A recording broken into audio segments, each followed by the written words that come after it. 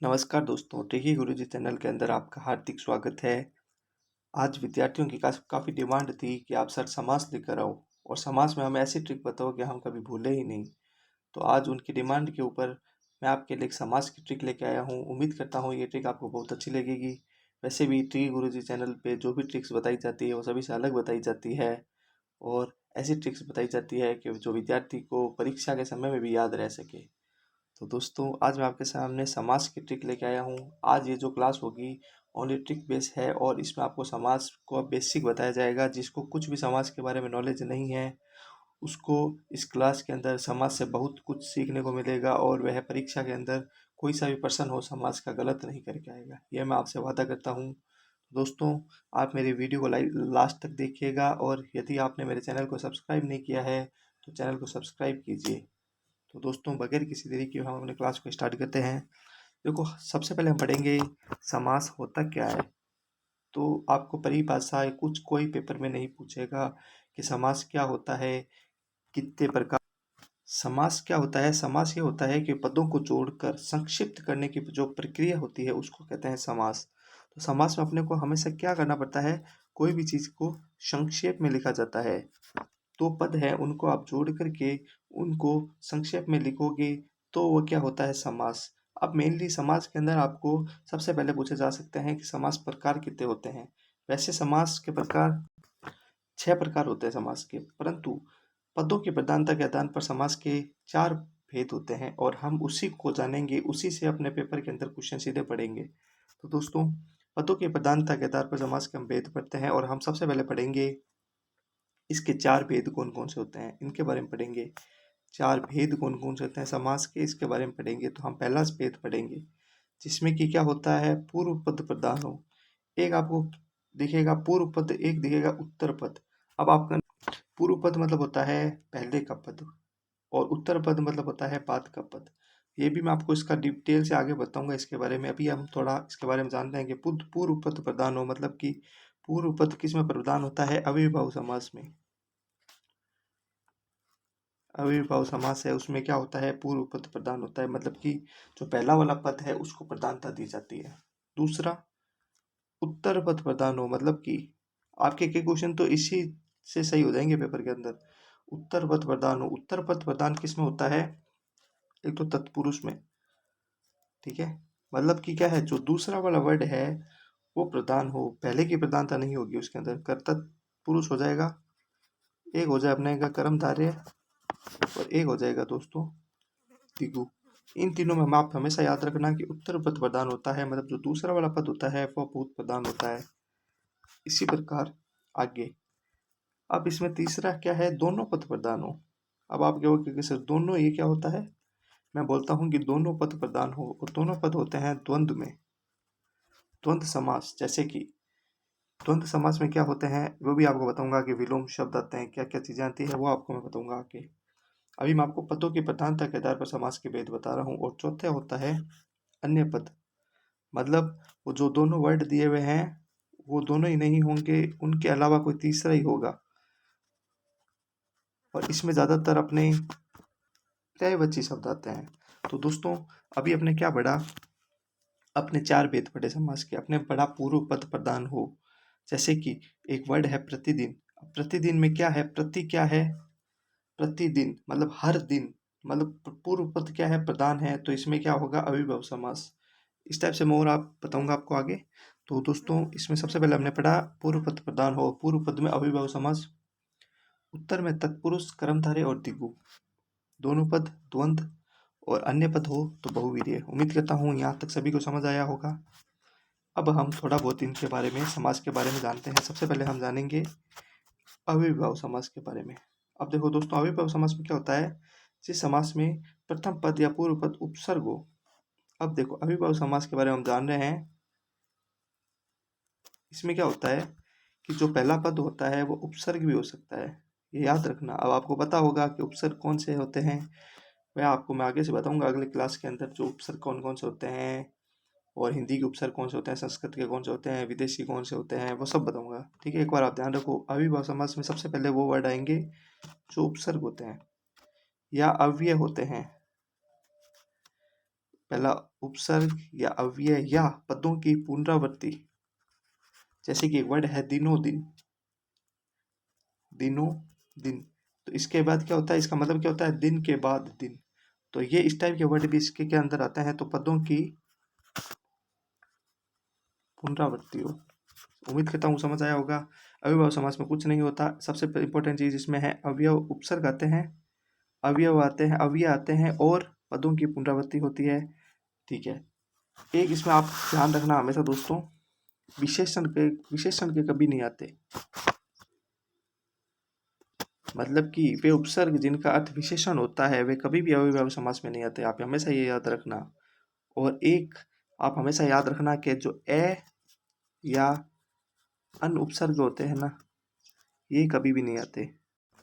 ए और अन कभी नहीं आते, ये याद रखना। एक विशेषण कभी नहीं आते, ये आप याद रखना। ये दो चीजें हमेशा याद रखना। तो अविभाव समास में मैंने आपको क्या बताया, उपसर्ग अव्यय आते हैं या पदों की पुनरावृत्ति होती है। जैसे दिनों दिनों दिन में क्या आता है, दिन के बाद दिन।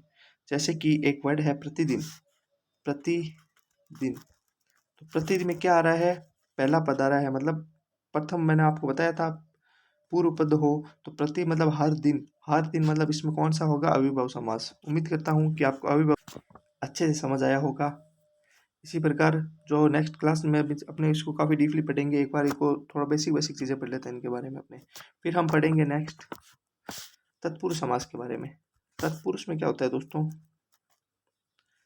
तत्पुरुष समास में एक तो आपको कारक चिन्ह का लोप होता है, आपको पता है। एक विभक्ति को देकर समास का नाम लिखा जाता है। इसमें क्या होता है दोस्तों, विभक्ति, विभक्ति को आप देख करके बता सकते हो कि इसमें कौन सा समास है।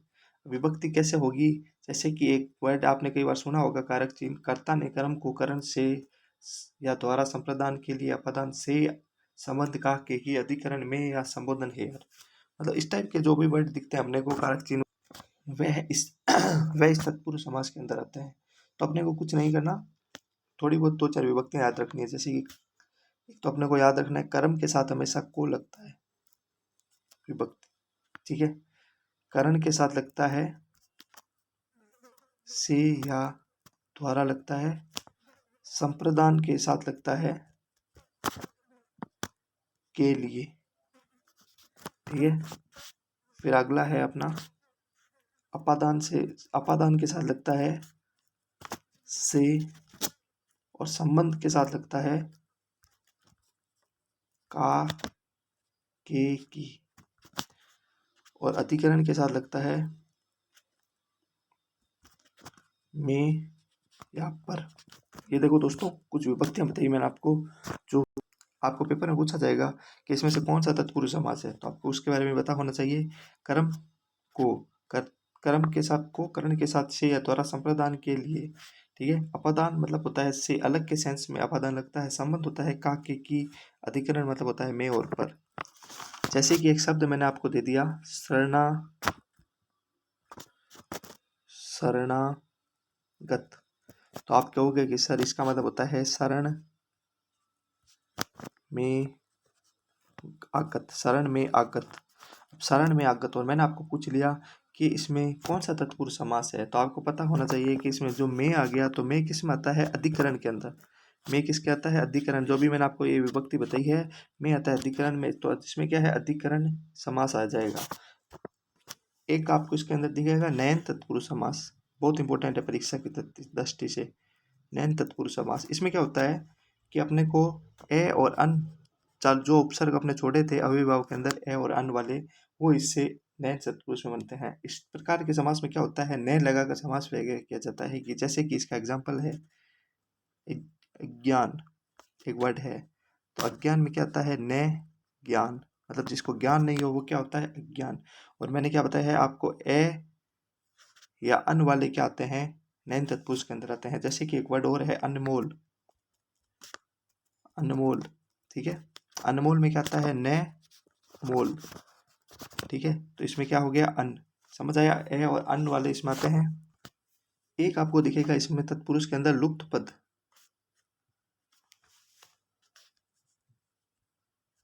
लुप्त पद, लुप्त पद तत्पुरुष समास। उसमें क्या होता है, जैसे कि एक वर्ड है बैलगाड़ी, लुप्त पद में आपको एक वर्ड दिखेगा बैल गाड़ी, तो आप क्या कहोगे कि सर इसमें कौन सा समास है? आप कहोगे कि लुप्त पद तत्पुरुष समास है। बैलगाड़ी मतलब होता है बैल द्वारा खींची जाने वाली गाड़ी। जैसे कि एक वर्ड है, अब आपने बोल दिया तो कुछ खाने पीने की बातें भी हो जाए। एक वर्ड है रसगुल्ला। अब रसगुल्ला क्या होता है? रस में डूबा हुआ गोला। एक है पकौड़ी वर्ड। अब दोस्तों पकौड़ी के मतलब क्या होता है? पकी हुई बड़ी।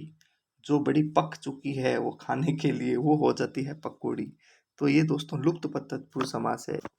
तो दोस्तों एक वर्ड एक आता है द्विगु समास। द्विगु जो बहुत इंपॉर्टेंट है परीक्षा की दृष्टि से। द्विगु तो द्विगु समास में क्या होता है कि दो मतलब कि क्या होता है? संख्यावाचक शब्द होता है। आपको पता है जैसे कि एक वर्ड है दुपहिया। दोपहिया इसमें आपको आगे क्या दिख रहा है? दू दू मतलब होता है दो पहियों वाला। दो पहियों वाला जो वाहन होता है उसको क्या कहते हैं? हम दुपहिया। तो द्विगु समास में हमेशा याद रखना कि दो मतलब एक तो संख्यावाचक शब्द आता है और इसमें क्या होता है कि उत्तर पद प्रदान होता है। ठीक है। फिर एक हमने जो हमारा अंतिम है उसके बारे में पढ़ लेते हैं, थोड़ा बहुत द्वंद्व के बारे में। एक द्वंद्व होता है समास। द्वंद्व समास क्या होता है? द्वंद्व समास में अपने को दोस्तों इस टाइप के समास में क्या होता है? द्वंद्व समास में और अथवा या इत्यादि वर्डों से ये जुड़ा हुआ रहता है और इसमें कई बार विलोम शब्द भी आ जाते हैं। जैसे कि एक वर्ड है माता पिता।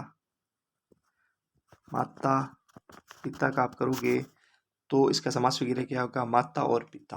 तो मैंने आपको बोला है द्वंद्व समास में और या अथवा इत्यादि इस टाइप के वर्ड भी आपको देखने को मिल सकते हैं और दोनों पदों की प्रधानता होती है, वो होता है द्वंद्व समास। तो दोस्तों ये समास का एक मैंने आपको बेसिक सा रूल्स थोड़े बहुत बताए हैं, बेसिक रूल्स।